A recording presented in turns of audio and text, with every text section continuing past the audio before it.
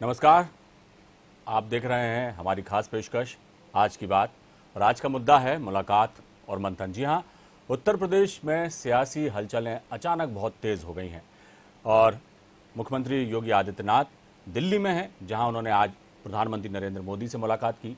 कल गृह मंत्री अमित शाह से वो मिले थे, जेपी नड्डा जी से भी आज वो मुलाकात करेंगे और राष्ट्रपति से भी मुलाकात की खबरें सामने आ रही हैं। उत्तर प्रदेश में कुल जमा देखा जाए तो 2022 के चुनाव के मद्देनजर सियासी समीकरण साधने का जो है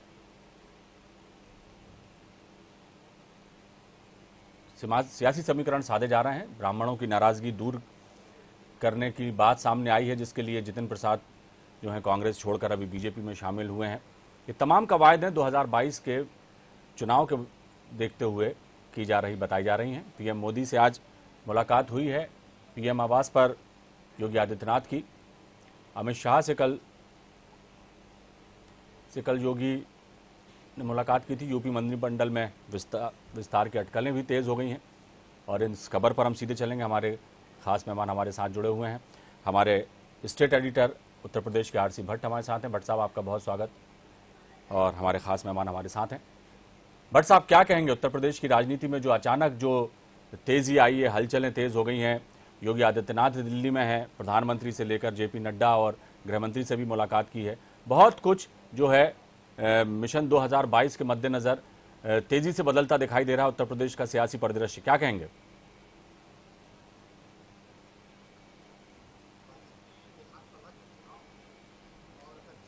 निकाल दिया जाए तो जुलाई से दिसंबर तक सिर्फ 6 महीने का समय है और इस 6 महीने के दौरान निश्चित रूप से जो है भारतीय जनता पार्टी को अपनी सारा कील कांटा जो है वो दुरुस्त करना पड़ेगा, क्योंकि जिस तरह से 2017 में बड़े बहुमत के साथ 300 के ऊपर के सीट के साथ उत्तर प्रदेश में भारतीय जनता पार्टी आई थी और योगी आदित्यनाथ मुख्यमंत्री के पद पर उन्होंने शपथ लिया था। अब कमोबेश वही इतिहास दोहराने की बात बीजेपी कह रही है और उसके साथ साथ 4 वर्षों से अधिक समय योगी आदित्यनाथ के नेतृत्व में उत्तर प्रदेश में बीजेपी की सरकार चल रही है। वर्तमान में तकरीबन 1 साल से अधिक समय से कोविड पीरियड चल रहा है, उसमें भी सरकार को बहुत संघर्ष करना पड़ा है। लेकिन एक जो अचानक 15 दिनों में एक चीज निकल कर आती है कि राजनीतिक जो गतिविधियां हैं वो बहुत तेज जो है वो चलने लगती हैं। राष्ट्रीय नेतृत्व जो है वहां से पर्यवेक्षक भेजता है, राष्ट्रीय संगठन मंत्री आते हैं, प्रदेश के प्रभारी राधा मोहन सिंह आते हैं, वो अपनी एक रिपोर्ट कार्ड तैयार करते हैं, लोगों से मिलते जुलते हैं और वो केंद्रीय नेतृत्व को देते हैं। इधर शीर्ष नेताओं से भारतीय जनता पार्टी के योगी आदित्यनाथ की मुलाकात करीब 4 महीने से नहीं हो पाई और निश्चित रूप से जिस तरह बंगाल में चुनाव थे, अन्य राज्यों में लगातार जो है वो लोग दौरे पर भी थे। बंगाल में भी योगी आदित्यनाथ प्रचार के लिए गए थे, लेकिन अभी उत्तर प्रदेश में कहीं न कहीं अविनाश सब कुछ अच्छा नहीं चल रहा है। जिस तरह से ये कयास लगाए जा रहे थे कि उत्तर प्रदेश के मंत्रिमंडल का विस्तार हो सकता है, पूर्व नौकर ए.के. शर्मा जो वर्तमान में उत्तर प्रदेश कोटे से एमएलसी है, उनका मंत्रिमंडल या डिप्टी सीएम पद पे समायोजन हो सकता है, या फिर इस तरह के कयास लगाए जा रहे हैं कि योगी आदित्यनाथ अपनी तरफ से एकला चलो की राह पर है, किसी की सुन नहीं रहे हैं। विधायकों से जो खासतौर पर रिपोर्ट ली गई है उसमें तकरीबन 250 विधायकों का ये कहना है, इस तरह की खबरें आ रही हैं कि वो हम नाराज हैं। तो ये तमाम जोखिम कहीं न कहीं केंद्रीय नेतृत्व यूपी के विधानसभा चुनाव के लिए लेना नहीं चाहता था और इस दशा में योगी आदित्यनाथ को दिल्ली तलब किया गया। कल योगी आदित्यनाथ दिल्ली में है, आज भी है। 2 दिनों से लगातार उनकी मुलाकात सबसे पहले अमित शाह जो केंद्रीय गृह मंत्री हैं उनसे हो रही थी। कल 1.5 घंटे की बैठक चली। यूपी के तमाम हालातों पे चर्चा हुई, उत्तर प्रदेश का मंत्रिमंडल का विस्तार, उत्तर प्रदेश में जो निगम और आयोगों के पद खाली हैं, जिसको योगी सरकार ने, योगी आदित्यनाथ ने 4 वर्षों से। चलिए भट्ट साहब, आपके पास लौटूंगा, आपके पास लौटूंगा। तमाम भारतीय जनता पार्टी के कार्यकर्ताओं का समायोजन है जी, और उसके साथ साथ इनकी मुलाकात अभी थोड़ी देर पहले प्रधानमंत्री नरेंद्र मोदी से 1.5 घंटे की हुई है। लगातार यूपी के हालातों पर चर्चा हुई है। भट्ट साहब, आपके पास शर्मा जी के बारे में भी चर्चा हुई होगी। अभी थोड़ी देर पहले जेपी नड्डा जो राष्ट्रीय खासतौर पर अध्यक्ष हैं, उनसे वो मुलाकात कर रहे हैं। चलिए आपके पास लौटूंगा भट्ट साहब। बीजेपी नेता दीपक बलेचा जी हमारे साथ हैं। दीपक जी, आपका बहुत स्वागत हमारे कार्यक्रम में। और उत्तर प्रदेश में जो चल रहा है, जिस तरह की खबरें हैं, जिस तरह की बातें सियासी गलियारों में आम हैं, उसमें कई चीजें हैं सामने आती हैं कि योगी आदित्यनाथ की कार्यशैली को लेकर उनके मंत्रिमंडल के कई सदस्य और विधायक हैं जो वो खफा हैं, और कई विधायकों का ये भी कहना है कि अफसर उनकी सुनते नहीं हैं।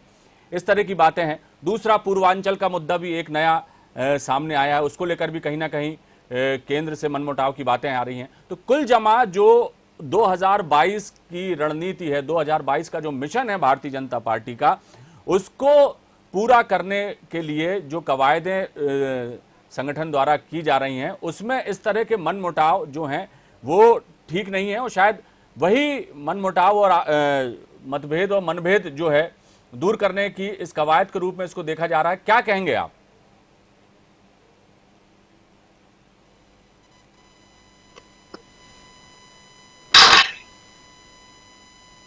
इसका स्पीकर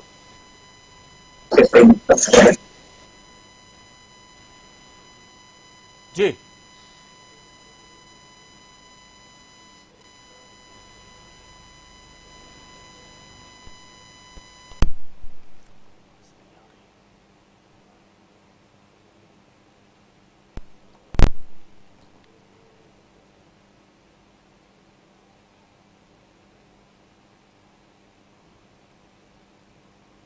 यशस्वी मुख्यमंत्री योगी आदित्यनाथ जी हैं।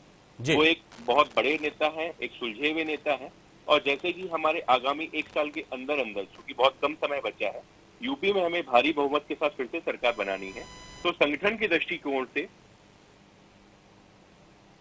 जो कार्य हो रहे हैं, जो विकास के कार्य हो रहे हैं, उसका पूरा रोड मैप तैयार करके और उसको और आगे बढ़ा के विकास की रोड पे ले जाने के लिए जो कार्य होते हैं, उसके लिए जनरल मुलाकात होती है।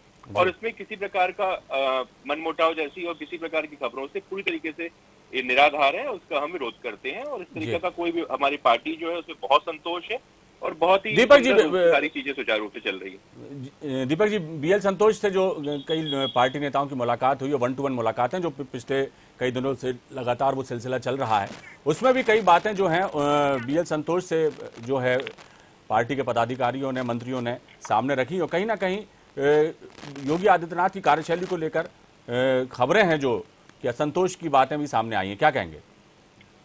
निश्चित रूप से भाई साहब, जो बीएल संतोष जी के साथ अलग अलग संगठन के नेताओं से, अलग अलग संघ के नेताओं से जो बातचीत हो रही है, उस बातचीत का भाई साहब मुझे हमें गर्व है कि हम भारतीय जनता पार्टी के एक विशेष कार्यकर्ता हैं, भारतीय जनता पार्टी के पदाधिकारी हैं। क्यों? क्योंकि हमारी पार्टी में एक छोटे से छोटे कार्यकर्ता से लेकर हर किसी की राय मशवरा ली जाती है, हर किसी की सलाह ली जाती है, हर किसी से मंथन किया जाता है।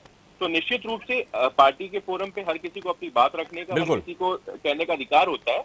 और उसी की एक कड़ी में माननीय बीएल संतोष जी ने सभी से मुलाकात की और सभी ने अपना अपना पक्ष रखा, पार्टी को और कैसे मजबूत किया जाए और आगे आने वाले चुनाव में हम कैसे भारी बहुमत के साथ उत्तर प्रदेश सरकार बनाए, इस विषय पे एक रणनीति के बाबत बात हुई है। और किसी प्रकार का संतोष जो है, पूरी खबरें निराधार हैं और कयास लगाना लोगों का काम है, आगे भी लगाते रहते हैं। क्योंकि जैसे हमारी विपक्षी पार्टी है, उनके पास कोई मुद्दा बचा नहीं है, तो इस तरीके का ह्यूमर और इस तरीके की चीजों का फैलाना उनका काम है, और जो कि वो फैला रहे हैं और असफल भी हो रहे हैं। हमारी पार्टी पूरी तरीके से एक परिवार में संगठित है और बहुत बेहतर तरीके से काम कर रही है। और आगे वाले उपचुनाव में, आगे वाले जो विधानसभा चुनाव में हम भारी बहुमत के साथ सरकार बनाएंगे और आपके सामने इस चैनल में फिर से डिबेट करेंगे। दीपक जी, एक बात तो ये है कि जो विरोधी हैं उनका तो हम सामना कर सकते हैं, हमें मालूम है कि हमारा कौन विरोध कर रहा है। विरोधी दलों के खिलाफ जो है सियासी लड़ाई लड़ना जो है फिर भी आसान होता है, लेकिन घर के अंदर ही जब विरोध के स्वर गूंजने लगे और घर में ही किसी बातों पर जो है विरोधाभास हो, तो बात थोड़ी सी गंभीर हो जाती है। क्या कहेंगे? नहीं भाई साहब, ऐसा कुछ भी नहीं है। हमारा जो घर है वो बहुत बेहतरीन तरीके से चल रहा है। बल्कि हमारे जो विरोधी पार्टी की अगर बात की जाए तो वहां के भी जो उनके नेताओं के अंदर असंतोष है।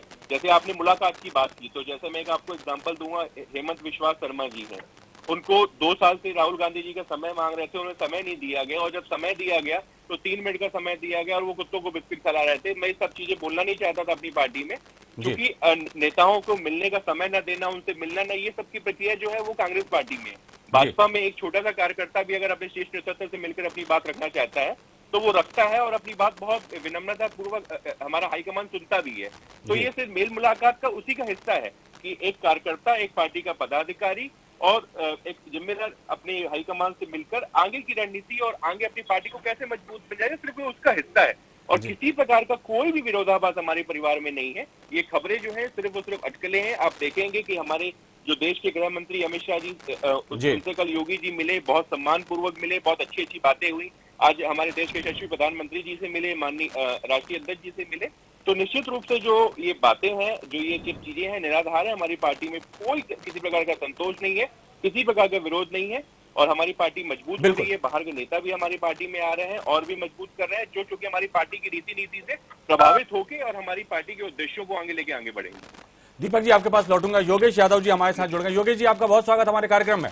सुन पा रहे हैं? नमस्कार जी नमस्कार। योगेश जी, मौजूदा सियासी परिदृश्य उत्तर प्रदेश का जो तेजी से बदलता दिखाई दे रहा है और खासतौर से मिशन 2022 की जो तैयारियां बीजेपी द्वारा की जा रही हैं और उसको लेकर जो चिंतन मंथन, मेल मुलाकात, तमाम चीजें हो रही हैं और कई तरह की खबरें जो आ रही हैं, उसको लेकर आप क्या सोचते हैं और आगामी 2022 के चुनाव में कांग्रेस की स्थिति को क्या किस तरह से देखते हैं? क्योंकि एक लंबे अरसे से कांग्रेस जो है उत्तर प्रदेश की सियासत में एक तरह से हाशिए पर है, उसको अब किस तरह से आप मजबूती देकर एक बेहतर अपोनेंट बनकर चुनाव लड़ने की दिशा में किस तरह से आगे जाएंगे, जरा बताइए।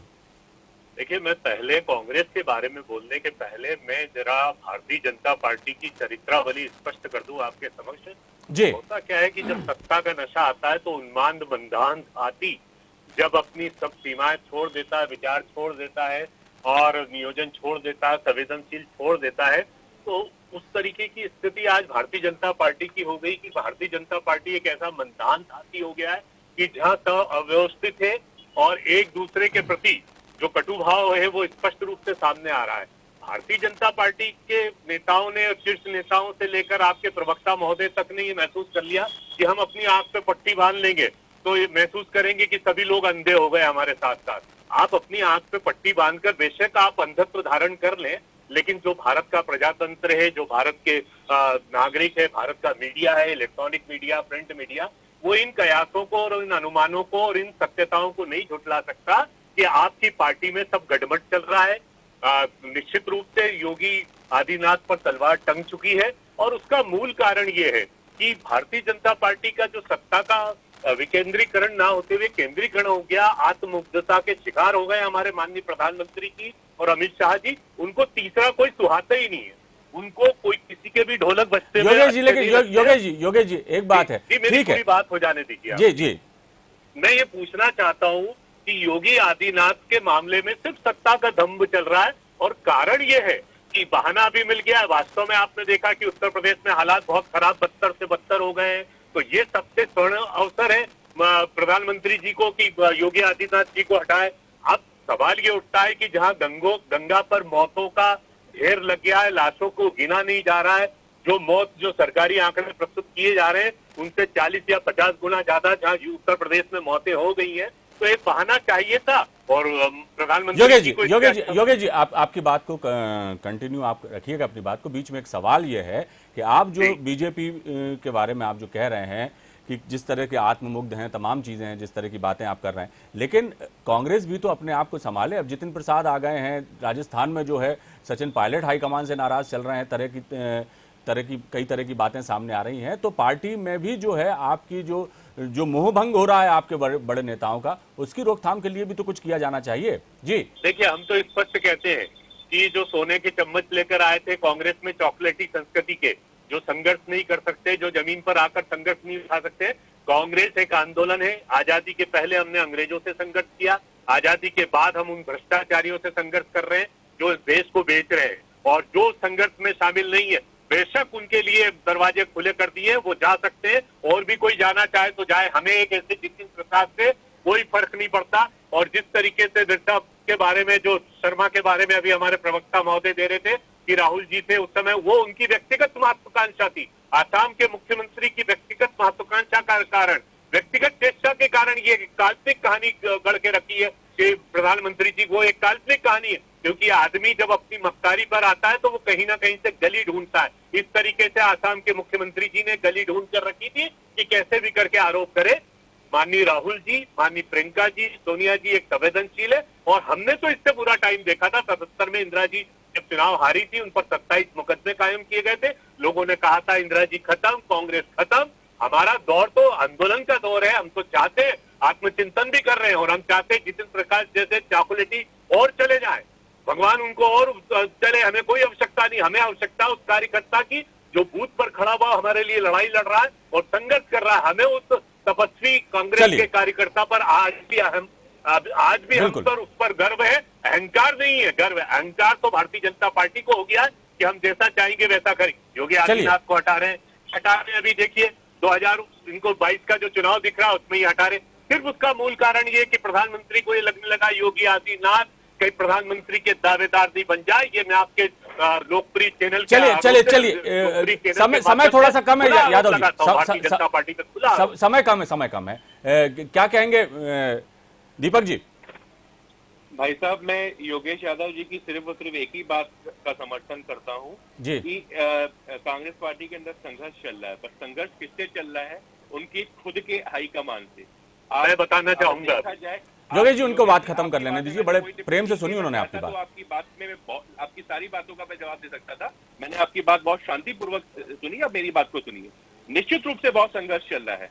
इनकी जो हाईकमान है, इनकी राष्ट्रीय अध्यक्ष गांधी परिवार से कभी बाहर नहीं निकलता। इनके नेताओं को मिलने के लिए सालों इंतजार करना पड़ता है। इनके खुद के नेता, चाहे वो सचिन पायलट हो, चाहे आपके राजस्थान में, आपका पंजाब में, चलिए दीपक जी पूरे प्रदेश में दीपक जी वो ठीक है, वो बातें आरोप प्रत्यारोप बात दूसरी है, लेकिन जिस तरह की बात अब की जा रही है, जिस तरह से वो कह रहे हैं कि आत्ममुग्ध है बीजेपी, और इस तरह की जो बातें निकल के आ रही हैं, जिस तरह के जो आरोप लग रहे हैं भारतीय जनता पार्टी पे, उस पर आप क्या कहेंगे? वो जवाब दीजिए। आरोपों पे हमारे जो कांग्रेस के मित्र हैं उनके प्रति सिर्फ और सिर्फ सहानुभूति रखना चाहता हूं। हमारी भारतीय जनता पार्टी चाहे प्रदेश में चाहे केंद्र में विकास के मुद्दे को लेकर आगे बढ़ रही है। योगी आदित्यनाथ जी का अगर आप देखेंगे, चाहे वो सड़क के मुद्दे पे हो, चाहे वो पानी के मुद्दे पे हो, चाहे वो क्राइम मुक्त यूपी बनाने के मुद्दे पे हो, सब पे उन्होंने बहुत बेहतर काम किया है और हमें गर्व है अपने मुख्यमंत्री योगी आदित्यनाथ जी के ऊपर। और जो 2022 का चुनाव होगा, आप भी देखेंगे, आपके यशस्वी और आपके लोकप्रिय चैनल पे ये मैं बात दावे के साथ कह सकता हूँ कि किसी प्रकार का विरोधा, किसी प्रकार की कोई खटपट नहीं है। ये सिर्फ और सिर्फ एक प्रोपेगेंडा जो क्रिएट किया जाता है वो कांग्रेस और विरोधी पार्टियों द्वारा किया जा रहा है। योगी आदित्यनाथ हमारे बहुत लोकप्रिय नेता है और उनके नेतृत्व में अब मुख्यमंत्री कौन बनेगा ये हाईकमान का काम है, पार्टी का काम है, वो उनको तय करना है।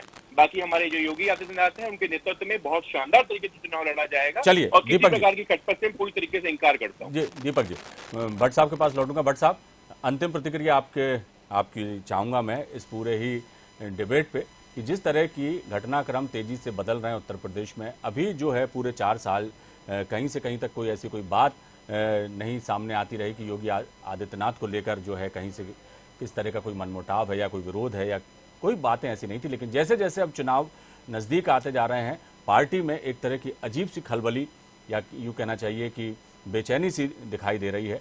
और रहा सवाल कांग्रेस का, तो कांग्रेस जो है अब कितना क्या जोर मारती है चुनाव में, वो तो आने वाला वक्त बताएगा। लेकिन फिलवक्त बीजेपी में जो अंदरूनी एक द्वंद्व सा चल रहा है, उसको लेकर क्या कहेंगे? अविनाश, देखिए 4 साल से अधिक समय हो गया उत्तर प्रदेश में योगी आदित्यनाथ के नेतृत्व में बीजेपी की सरकार चल रही जी। अब अभी तक सही था, क्योंकि लगातार जिस तरह से ये हमेशा भारतीय जनता पार्टी में होता आया है कि भारतीय जनता पार्टी अपने किसी प्रदेश का जो फीडबैक है वो हर साल लेता रहता है और चुनाव के वक्त तो बहुत जबरदस्त तरीके से लेता है। उसको पूरी तरह से वो इत्मीनान कर लेना चाहता है कि प्रदेश में सब कुछ ठीक चल रहा है, यानी केंद्र सरकार की जो योजनाएं हैं, उनका जो प्रदेश नेतृत्व है, उसके साथ साथ प्रदेश में जो आम जनजीवन है, कानून व्यवस्था की स्थिति है और विधायक और संगठन में सामंजस्य है, ये तमाम चीजें कहीं न कहीं भारतीय जनता पार्टी का शीर्ष नेतृत्व जो है इसको बहुत ही तरीके से जो है वो जानकारी लेता है। और इसके पास अपना जो है सोर्स ऑफ एजेंसी है। अगर हम संगठन की बात करें तो अपने संगठन के माध्यम से वो पता कर लेते हैं। उसके साथ साथ आरएसएस का जो संगठन है, वो आरएसएस के संगठन से प्रचारक जो है वो तमाम जगहों की रिपोर्ट पूरी तरह से अपने संगठन को देते हैं। वो संगठन यानी आरएसएस जो है वो भारतीय जनता पार्टी को अवगत कराता है। तो ये कहीं न कहीं ये कवायद चल रही थी, काफी दिनों से इस पे हम लोगों की निगाहें बनी हुई थी। और वो जो रिपोर्ट है, वो रिपोर्ट कहीं न कहीं पूरी तरह से बीजेपी के शीर्ष नेतृत्व को मिला और उससे कहीं न कहीं स्थितियां फिर उत्तर प्रदेश की 15 दिनों से तेजी से बदली, क्योंकि उनको लगने लगा कि कहीं न कहीं कुछ गड़बड़ है और उस गड़बड़ को अगर ठीक नहीं किया गया तो 2022 में जो है मुश्किल पड़ जाएगी। 300 की बात कौन सी है, हो सकता है कि 150-100 पे सिमट जाए। तो ये कहीं न कहीं शीर्ष नेतृत्व को चिंता हुई और उसके बाद लगातार भारतीय जनता पार्टी की ओवरहालिंग शुरू हुई, कमियों को ढूंढा गया, अन्य जानकारियां ली गई, पर्यवेक्षक को भेजा गया और तमाम जो लोग थे उनसे बातचीत करके अब फिर जो है योगी को बुलाया गया और यहाँ जो है उनको दिशा निर्देश निश्चित रूप से दिए गए हैं और क्या क्या करने हैं, खासतौर पे मंत्रिमंडल का विस्तार, आयोगों में जब कुल मिलाकर देखा जाए, उसके साथ साथ जो है शर्मा जी का समायोजन और तमाम चीजें जो उत्तर प्रदेश में अभी रह गई हैं। और सबसे जरूरी बात मैं आपको बताऊं अविनाश, कि तमाम जो सहयोगी दल हैं, चाहे अगर हम बात राष्ट्रीय निषाद पार्टी की करें या फिर जो है हम अगर अनुप्रिया पटेल की अपना दल की करें, ये लोग भी असंतुष्ट हैं। और ये लोग भी, ये दोनों लोगों के जो मुखिया हैं अनुप्रिया पटेल और उसके साथ साथ संजय निषाद, ये दोनों कल अमित शाह से इन्होंने मुलाकात की है। तो निश्चित रूप से कहा जाए कि सब कुछ ठीक नहीं था, केंद्रीय नेतृत्व को लगा, इसलिए तमाम कवायदें चल रही हैं। आने वाले दिनों में साफ हो जाएगा। भट्ट साहब, कुल मिलाकर देखा जाए तो जिस तरह का एक्सपेरिमेंट जी 2017 में भारतीय जनता पार्टी ने उत्तर प्रदेश में किया था, योगी आदित्यनाथ अचानक एक ऐसा चेहरा बन के आए और वो मुख्यमंत्री उनको बनाया गया और कई नए चेहरों को मौका दिया गया था और वो जो उनकी सोच थी, जिस रणनीति के तहत 2017 में चुनाव लड़ा और वो रणनीति काम कर गई और बड़ी भारी बहुमत से जो है उन्होंने सरकार बनाई। लेकिन अब चूंकि 2022 में स्थितियां बहुत अलग हो चुकी हैं, अब किस तरह से बीजेपी इस चुनाव में उतरती है मैदान में, और बाकी जो हैं राजनीतिक दल हैं उनने अभी अब पत्ते खोले नहीं हैं, लेकिन जैसे जैसे वो अपने पत्ते ओपन करेंगे तो ये चुनावी बिसात जो बिछी है उसमें और भी कई रंग देखने को आने वाले समय में मिल सकते हैं। बहुत शुक्रिया दीपक जी आपका हमसे चर्चा में हिस्सा लेने के लिए। भट्ट साहब आपका बहुत शुक्रिया हमसे चर्चा के लिए, और योगेश जी आपका भी बहुत शुक्रिया हमसे बातचीत के लिए। तो फिलहाल उत्तर प्रदेश में सियासी हलचलें बहुत तेज़ हैं, बहुत ही तेज़ी से वहाँ का सियासी परिदृश्य बदलता दिखाई दे रहा है। आने वाले समय में क्या कुछ नया सामने आता है देखने वाली बात होगी। फिलहाल दीजिए इजाज़त, बने रहिए आप हमारे साथ, खबरों का सिलसिला लगातार जारी है। नमस्कार।